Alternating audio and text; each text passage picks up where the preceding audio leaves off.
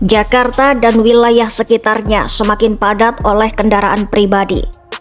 Hingga akhir 2025, jumlah kendaraan bermotor yang terdaftar di wilayah hukum Polda Metro Jaya menembus angka 25.072.585 unit. Angka ini meningkat 2,93% dibandingkan tahun sebelumnya, mencerminkan tekanan serius terhadap ruang jalan di ibu kota dan kawasan penyangga. Lonjakan tersebut bukan sekadar statistik. Sepanjang tahun 2025 saja, tercatat lebih dari 734.000 kendaraan baru masuk ke jalanan Jakarta, Depok, Tangerang, dan Bekasi. Jika kendaraan-kendaraan baru itu diparkir berjajar, dibutuhkan ruang sepanjang sekitar 180 km. Data ini dipaparkan Direktur Lalu Lintas Polda Metro Jaya, Komisaris Besar Komarudin dalam rilis akhir tahun. Ia menegaskan bahwa pertumbuhan kendaraan tidak diiringi penambahan infrastruktur jalan yang memadai. Sepanjang 2025, pertumbuhan jaringan jalan di Jakarta hanya sekitar 0,1%. Ketimpangan inilah yang membuat kemacetan menjadi persoalan kronis dan sulit dihindari. Sepeda motor menjadi penyumbang terbesar pertumbuhan kendaraan, disusul mobil penumpang. Kondisi ini tidak hanya berdampak pada kelancaran lalu lintas, tetapi juga berimplikasi pada aspek keamanan dan keselamatan pengguna jalan.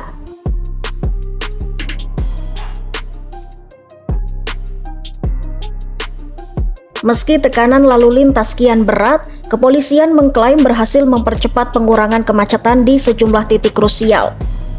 Jika sebelumnya kemacetan parah baru terurai mendekati pukul 22 waktu Indonesia Barat, kini kondisi jalan mulai membaik sekitar 1 jam lebih cepat. Keberhasilan ini bukan berasal dari pelebaran jalan, melainkan dari pengelolaan lalu lintas berbasis teknologi. Polda Metro Jaya mengandalkan ribuan kamera pemantau yang terintegrasi dalam pusat kendali lalu lintas. Begitu terdeteksi kemacetan atau banjir, sistem akan langsung mengirimkan notifikasi dan petugas terdekat segera dikerahkan untuk melakukan penanganan cepat.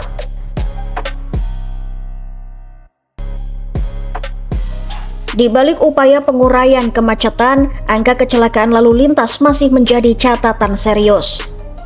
Sepanjang 2025, tercatat 13.184 kecelakaan dengan 740 orang meninggal dan 16.038 orang mengalami luka-luka. Pelanggaran lalu lintas pun masih marak. Sistem tilang elektronik mencatat hampir 900.000 pelanggaran selama setahun.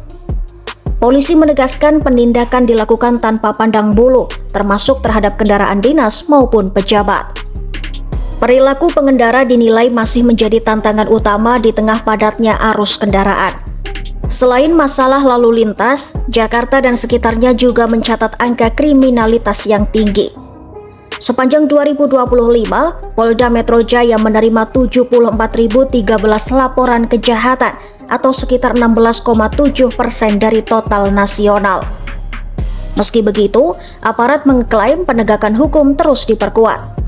Berbagai direktorat mencatat capaian signifikan mulai dari pemberantasan narkoba, pengungkapan kejahatan cyber, hingga penanganan tawuran dan kejahatan jalanan.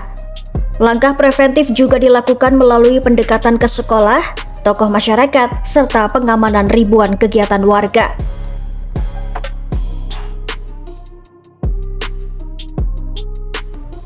Bagi warga, angka-angka ini adalah cerminan realitas sehari-hari. Kemacetan memang terasa sedikit lebih cepat terurai, namun volume kendaraan yang terus bertambah membuat jalanan tetap terasa sesak. Banyak yang menilai pengaturan lalu lintas hanyalah solusi jangka pendek. Angka persoalan terletak pada ketergantungan tinggi terhadap kendaraan pribadi. Pengembangan transportasi publik yang terintegrasi, nyaman, dan terjangkau dinilai menjadi kunci agar Jakarta benar-benar bisa bernapas. Tanpa langkah menyeluruh dari hulu ke hilir, kemacetan diperkirakan akan terus menjadi wajah keseharian ibu kota.